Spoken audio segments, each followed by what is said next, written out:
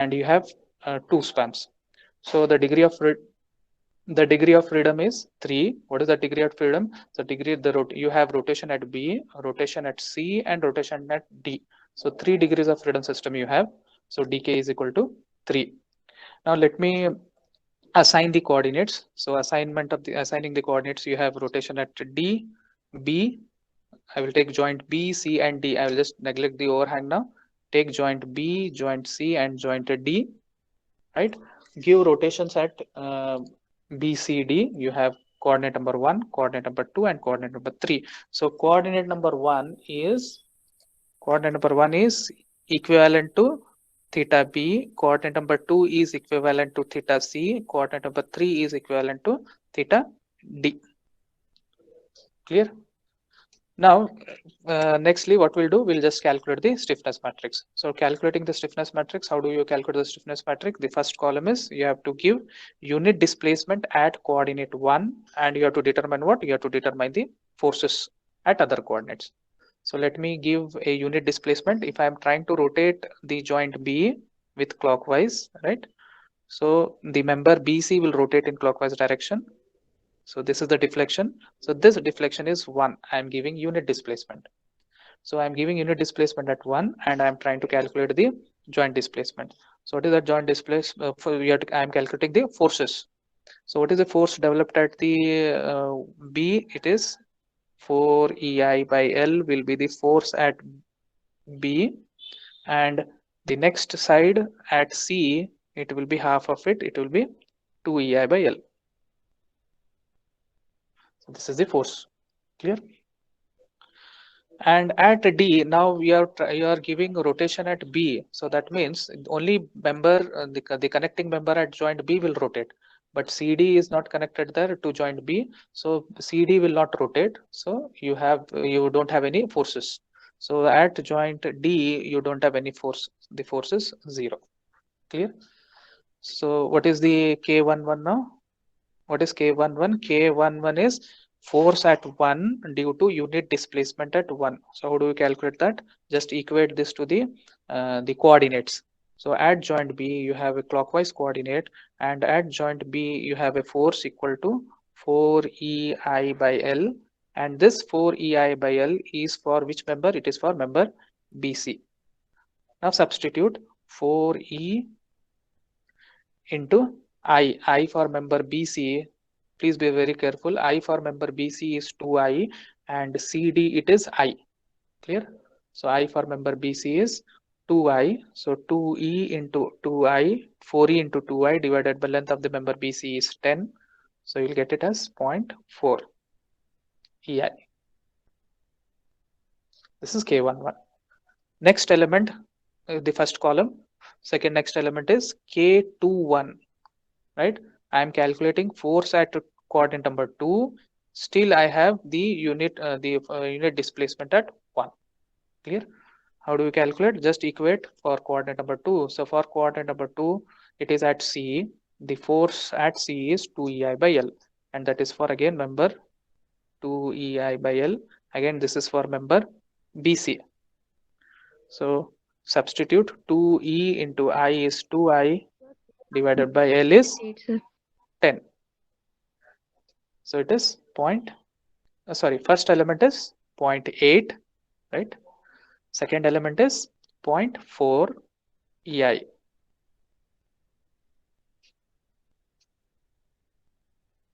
First element is 0.8 EI. Second element is 0.4 EI. Last third element, you have 3 by 3 matrix. The degree of freedom is 3. The matrix size will be 3 by 3. So K31 will be the last element. What is that K31? The force at 3, coordinate number 3, when the unit displacement is at 1. The same figure. So it is 3. Coordinate number 3 is at D. At D, you have no forces. So 0 force. So K31 is 0. So your first element is 0.8, 0.40. This is the first element, first column. Now coming to the second column, this is the first column. Coming to the second column, how do you develop the second column? you have to give unit displacement at 2. You have to give unit displacement at 2, and you have to determine what forces along all the coordinates, right? How do you do that? Draw the figure. Joint B, joint C, joint D. Now your joint 2 is at C. It is clockwise. I have assumed it as clockwise direction, right? Coordinate number 2, I have assumed it as clockwise direction. At C, you have two members connected, CB and CD. So therefore, the member CB and CD will rotate in clockwise direction, right? So the member CD will rotate in clockwise direction. The member CB will rotate in clockwise direction. So this displacement is 1. This displacement is 1. Now you have to calculate the force. What is the force now? The force is where you apply, there it will be 4 EI by L for member CD, 4 EI by L for member CB, and other end it will be half of it, 2 EI by L, and here also half of it in the same direction, that is clockwise, 2 EI by L. Clear? Now calculate the forces. The second columns are K1, 2. What is K1, 2? You are calculating force at 1, coordinate number 1, and you have the unit displacement is at 2, and this figure is unit displacement at 2, right? So how do you calculate? Where is coordinate number? I am calculating at 1 now. Where is coordinate number 1? Coordinate number 1 is at B. So at B you have 2 EI by L. 2 EI by L. This is for which member? This is for member BC, right? For BC member you have I substitute 2E into I for BC is 2I divided by L for member BC is 10, right? So this will be 0.4 EI. 0.4 EI. This is also equals to K21. What is K21? K21 is 0.4 EI. So this is same. K12 is equal to K21, right? You should get same, right? Next, K22. What is K22? I am calculating force at 2 when the unit displacement is at 2. So force at 2, coordinate number 2 is at C, right? Coordinate number 2 is at C. At C, you have two forces, this force and this. 4 EIBL for CD member, 4 EIBL for BC member. Both are clockwise. Our coordinate direction is also clockwise. Therefore, both will be positive. So it will be plus 4 EI by L for which member? This is for member BC plus 4 EI by L for member CD. You can substitute. It will be 4E into I for member BC is 2I, L is 10 plus 4EI for CD member is I divided by length of the member is 5. And if we substitute, it will be, and calculate, it will be 1.6 EI. This is K22. Clear? Similarly, the last element K32, the force at 3 when the unit displacement is at still 2, right? So 3 is coordinate number 3. Coordinate number 3 is at D. I have force 2 EI by L clockwise, and the coordinate direction is also clockwise. So therefore it is positive. It will be 2 EI by L, but that 2 EI by L is for member which member? DC or CD. So 2 EI by L for member CD. 2 EI by L for member CD. So 2 E CD member is 5 meters. BC CD. CD member is 5 meter. So 2E into I is I divided by 5. So it will be 0.5 4 EI, right? And this will be the second column. What is second column now? Second column is 0.4, 1.6, 0.4, 1.6 and 0.4. This is the second column. And finally the third column,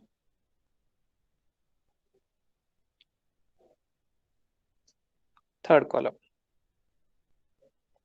do you develop third column? You have to give unit displacement at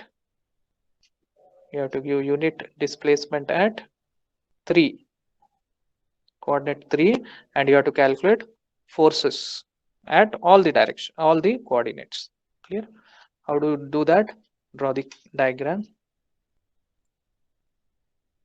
This is B, this is C, this is D, right? 3 is a clockwise couple, coordinate 3 is a clockwise couple at D. So the member connected to that will rotate in clockwise direction. This is B, this is C, this is D. So you have only member DC. So that member will rotate in clockwise direction, means it will be like this, right? This is 1. It will hog. Clear? Now, but member BC will not deflect. So what is the forces? What are the forces developed now? The forces developed will be where you apply, there you have clockwise 4 EI by L,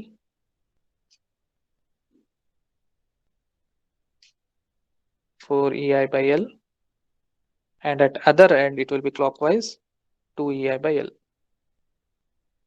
But you don't have any forces at B, therefore it will be 0. It will not deflect. So the force at B will be 0. Now what are the forces developed now? The forces developed are K13. What is K13? You have force at 1 due to unit displacement at 3, right? The force at 1 due to unit displacement at 3. What is the force now? The force at 1, coordinate 1 is at B. This is at B. So at B you have 0, right? So this is equal to K31. You can see K31, first column. K31 is 0, right? You'll get same. Now K13, K23, force at 2 due to unit displacement at 3. So what is force at 2? 2 is at C. So at C you have one force which is 2 EI by L, and this is for member CD. So it is, and it is also clockwise. So plus 2 EI by L for member CD. Substitute. 2 E, I is I, L is phi. It will be 0.4 EI. Right? And lastly, K33. What is K33? Force at 3 due to unit displacement at 3. Right? So at 3, it is at 3 is 3 coordinate number 3 is at D. At D, you have 4 EI by L as the force, which is in clockwise. Our coordinate direction is also clockwise. Therefore, it is plus, and it is for member CD. So 4 EI by L plus 4 EI by L for member CD. And if you substitute, you will get it as 0.8 EI. Similarly, so what will be your third column now? And you can just compare. This is equal to K32. K32, the second column, K32, it is 0.4, so 0.4. And K33 is 0.8, and the third column is 0, 0.4 and 0.8. So finally, your K matrix will be,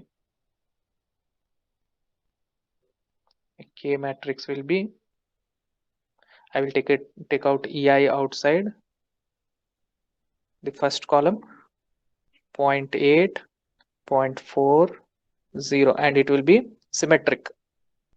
0.4, 0, you can see the second column is 0.4, 1.6, 0.4. If this is 0.4, this will also be 0.4 symmetric. Third column is 0, 0.4, 0.8. This is the required stiffness matrix, right? Now after getting the stiffness matrix, right, now calculate the locking forces, third step.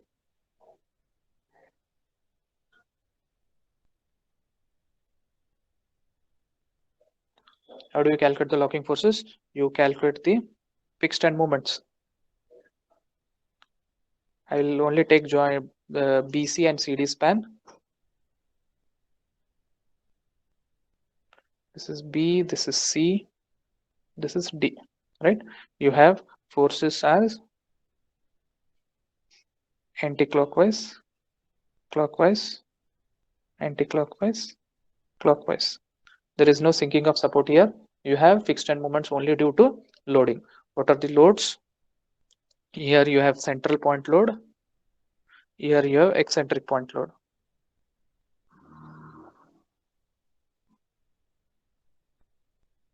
You have central point load.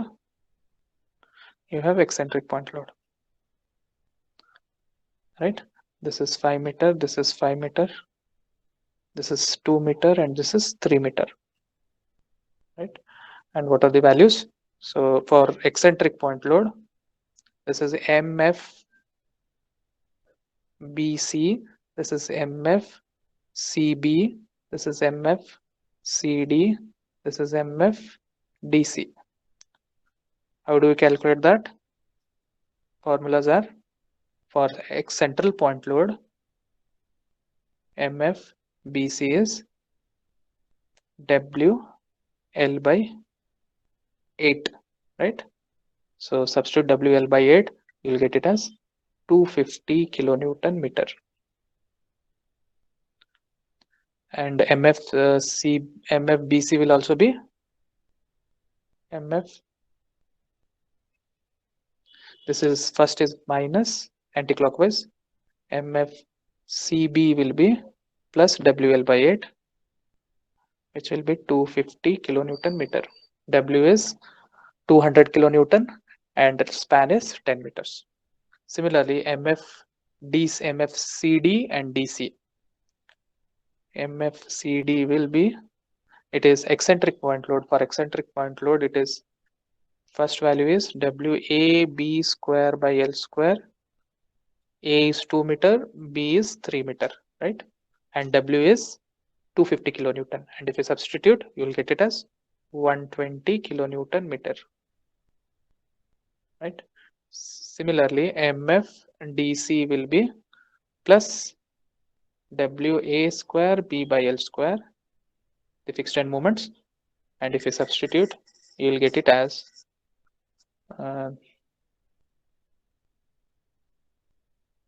this is 180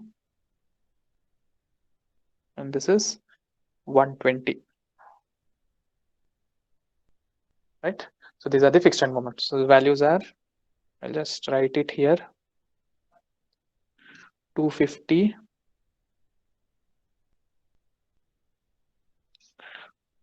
250, 250, 180,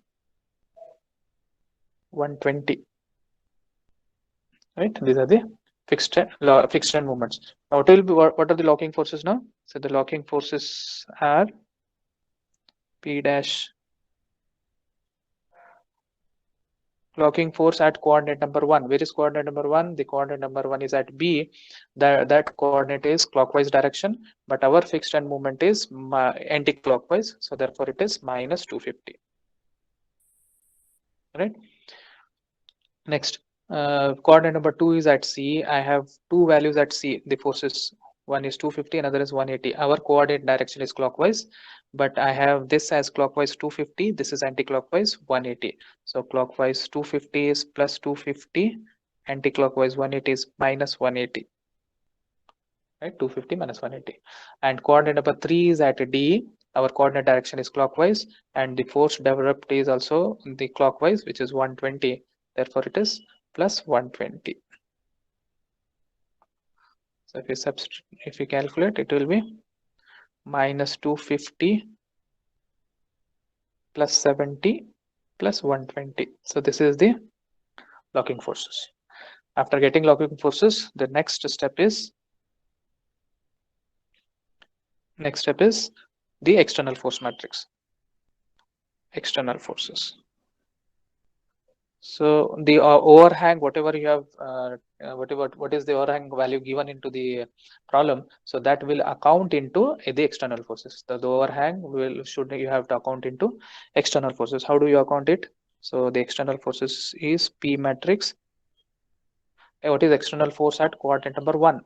Where is our coordinate? Our coordinate number 1 is at B. Our coordinate 1 is at B, right? Our coordinate 1 is at B and it is clockwise. But what is the couple at B? At couple at B is 100 force, right? This 100 force into 3. The couple will be 100 into 3 is 300. It will be 100 into 3, 300. I'll just mark that. This will be 300 kilonewton meter. 100 into 3. And here this side it will be 100 into 2. It will be clockwise, right? So 100 into 2 is 200 kilonewton meter. Clear? This will be anti-clockwise. This will be clockwise. The force at B, our coordinate B is clockwise.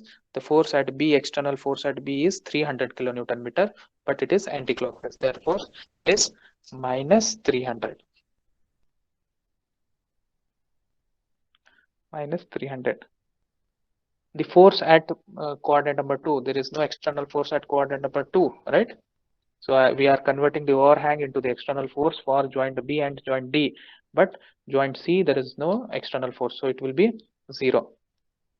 Now coming to joint D now, coordinate number 3, the coordinate number 3 is at D. At D you have 200 kilonewton meter as the external force and it is clockwise. Our coordinate is also clockwise. You can compare these two, the external force as well as the coordinate. Compare these two, both are clockwise, therefore it is 200 plus 200.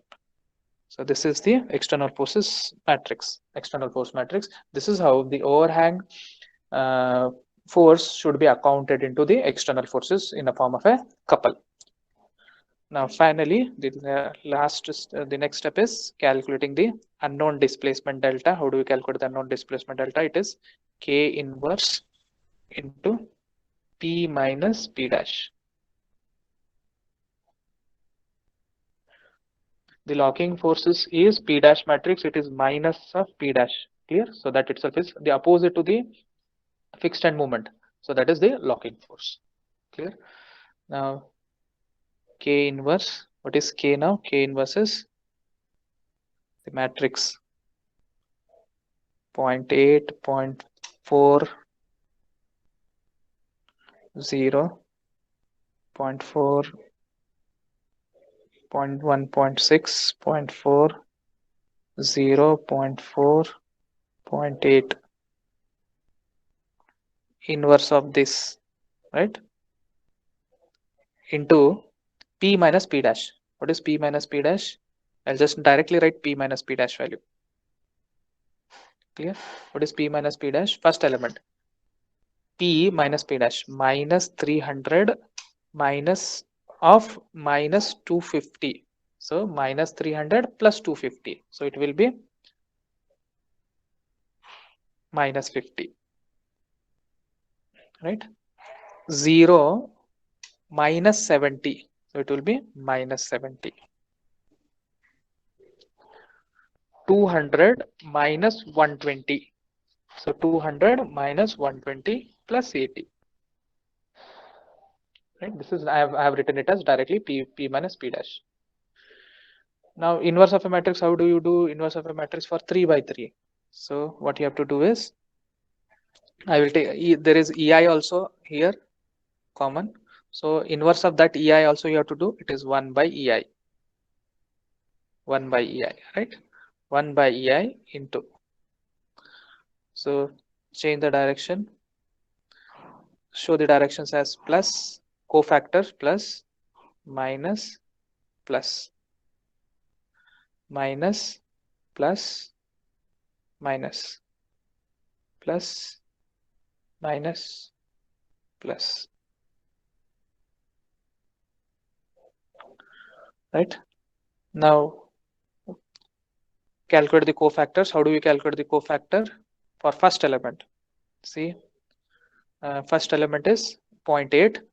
For leave this row, leave this row, and leave this column, right? So what you get is 0.6 into 1.8 minus 0.4 into 0.4. Clear? 1.6 into 0.8 minus 0.4 square.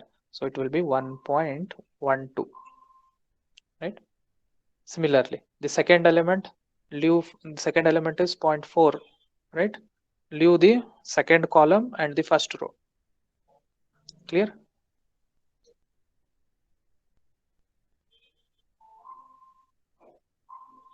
Leave the second column and the first row. It will be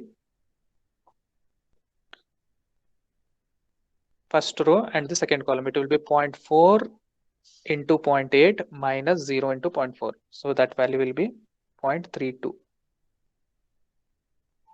Right? Last element, 0. So it is in the first row and the last column. Leave the first row and the last column. What you get is 0.4 into 0.4 minus 0 into 0.6. So it will be 0.16.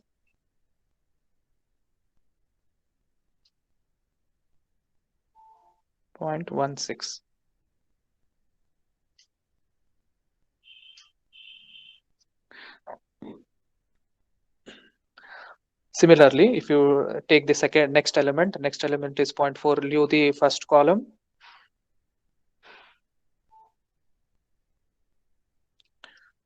So next element is 0.4, leave this column, leave this row. What you get is 0.4 into 0.8 minus 0 into 0.4. So your element is 0.32. So you should get same value. That is, this two elements should be same. These two elements should be same. And similarly, if you do others, it will be 0.64, 0.32, 0.16, 0.32, and 1.12. Clear? That divided by the determinant. What is the determinant? That divided by the determinant. What is the determinant? First element is 0.8. First element is 0.8 plus 0.8 into the bracket element of the first one. It is 1.12.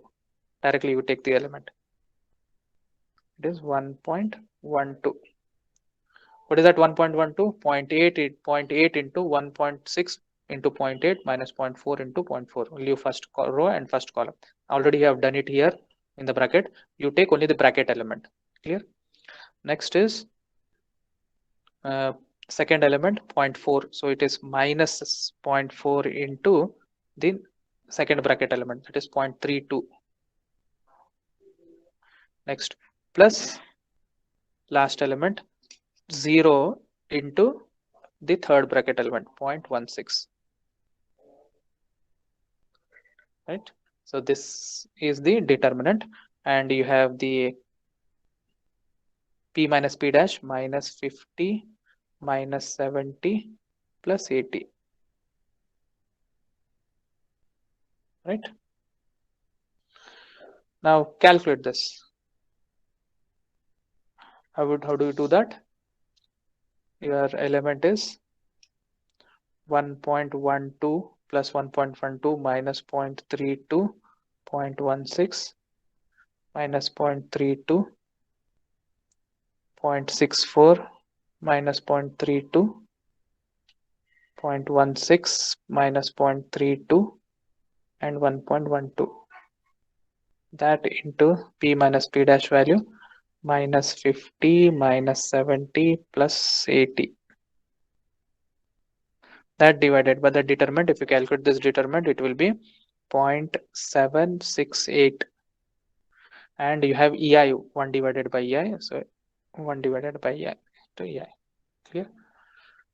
Now do this matrix multiplication. How do you multiply this? This row into this column, right? Do that. 1.12 into minus 50 minus 0.32 into minus 70 minus plus 0.16 into 80, that divided by 0.768. So that will give you the first element. Clear? What is that? The first element will be minus 27.08. Clear? Now second element. How do you do the second element? Minus 0.32 into minus 50 plus 0.64 into minus 70 minus 0.32 into plus 80. So that divided by 0.768. So you get it as minus 70.83. The last element, 0.16 into minus 50 minus 0.32 into minus 70 plus 1.12 into plus 80.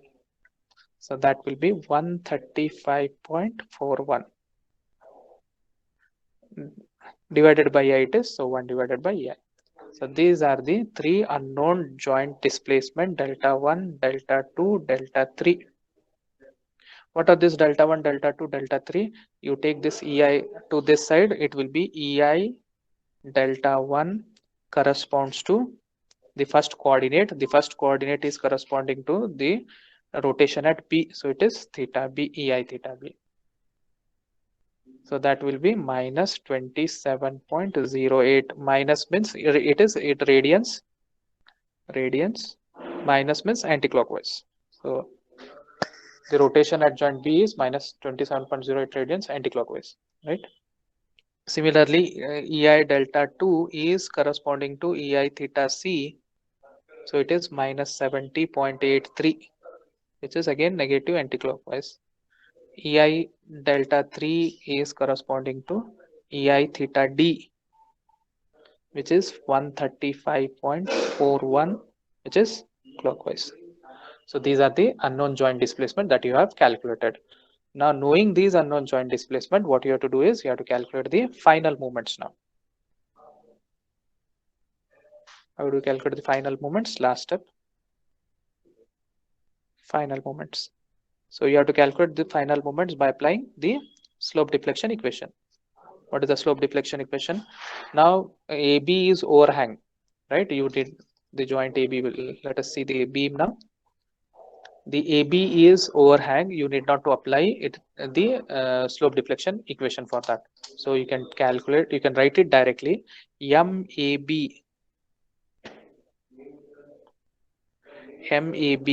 is 0. Why AB is 0?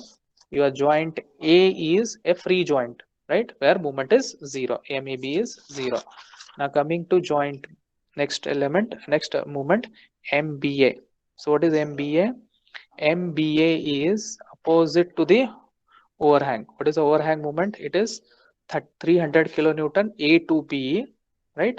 Our moment B to A will be opposite to this overhang. It is anti-clockwise, sorry, clockwise. The overhang couple is 300 minus, so the from B to A it is plus 300 clockwise. So your value for MBA is plus 300 kilonewton meter. So you need not apply the slope deflection equation. Now for BC is a full span, so apply the slope deflection equation. What is the slope deflection equation? MFBC plus 2EI over L into bracket 2 theta B plus theta C minus 3 delta over L minus 3 delta over L, right? So substitute MFBC, the fixed end moment at B. So what is the fixed end moment at B? The fixed end moment at B is 250 anti-clockwise, 250 anti-clockwise. So it is minus 250, right? So minus 250. So minus 250 plus 2E. E you can take it inside. I value for BC is 2I. EI you can take it outside, inside. Divided by length is 10 meter. 2 theta B is 2 times theta b is 2 into minus 27.08 is theta b, ei theta b, plus the theta c, that is minus 70.83 is theta c. There is no sinking of support, delta is 0. Clear? If you substitute and calculate, you will get it as minus 300 kilonewton meter. So it is balanced now. PA is plus 300, you should get minus 300, even though if you are getting 299 point something, so it is 300. Clear? Because of the decimal points. Now this next BC, next CB, MCB. MCB is MFCB, which is plus 250, right? Plus 2 by L. 2 divided by length for member CB is 10, right? I value is 2I. So 2 times theta C, 2 into minus 70.83, and 1 times theta B, minus 27.08, 3 delta by 0. So you'll get it as MCB as 182.5 kilonewton meter. This is CB. Similarly, MCD. MCD is MFCD plus 2E over 2I. I is 1I divided by L 5. EI you take it inside. So 2 times theta C, 1 times theta D. 2 times theta C, 2 times theta C minus 70.83, and 1 times theta D, 135.41 plus 0.3 delta by L. So you will get it as MCD as 1 minus 182.5. You should get same with negative sign. So joint C is balanced. Clear? CD, MCD. Next MDC. MDC is MFDC plus 120, 2 by 5, 2 times theta D, 135.41, 1 times theta C, minus 70.83, plus 0, 3 delta by L. So you'll get it as plus 200. This is DC. Clear? MDE now. Next, MDE. What is MDE? DE is overhang now. You do not apply the slope deflection equation. It is directly 200 is clockwise couple, right? So which is clockwise. Now for DE it will be anti-clockwise, minus 200 for balance. To balance joint D, right? 2 minus 200 it will be, and ED will be, it is free joint, not supported, so that will be, the movement will be 0. So this is how you can calculate, get the movements. And finally you can draw the bending moment diagram. These are all the movement values. With this you can draw the bending moment diagram. I'll just draw the bending moment diagram and finish up this problem. So you have joint A, joint B, joint C, joint D, joint E. You have fixed, you have point load at joint B, right? So you have a triangular bending moment diagram, right? First draw the free bending moment diagram. Assume it as a simply supported. Draw the bending moment diagram. So this value is WL by 4, right? So which will give you 500 kilonewton meter. And to joint C is point load again, which is eccentric, right? For eccentric point load, the moment value is WAB by L, which you get it as 300, right? Now with this you overlap the fixed end moments. What are the fixed end moments? Joint A is 0 moment, B is 300. So if you rotate plus 300 for member AB with clockwise, so it will be, the ordinate will be upward, right? Similarly at joint D, this value is 300. At C, you have 182 for CB. If you rotate in clockwise direction, the ordinate will be upward for joint C for CB member. CD also, it will be upward only, anti-clockwise. If you rotate it, the ordinate will be upward. So it will be 182.5. Join these two. Similarly, if you draw it here, it will be 200. Join this. For E, it is 0 moment, right? So this is the bending moment diagram. So if you can, this is the actual bending moment diagram, the shaded value.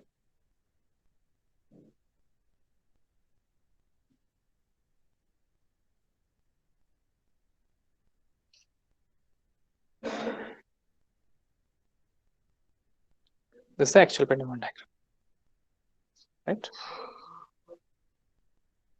So this completes the problem of overhang. So this is how we have seen a problem of overhang on both the sides with 3 degrees of freedom system. How do you solve it? By matrix stiffness method, applying the system approach. Thank you.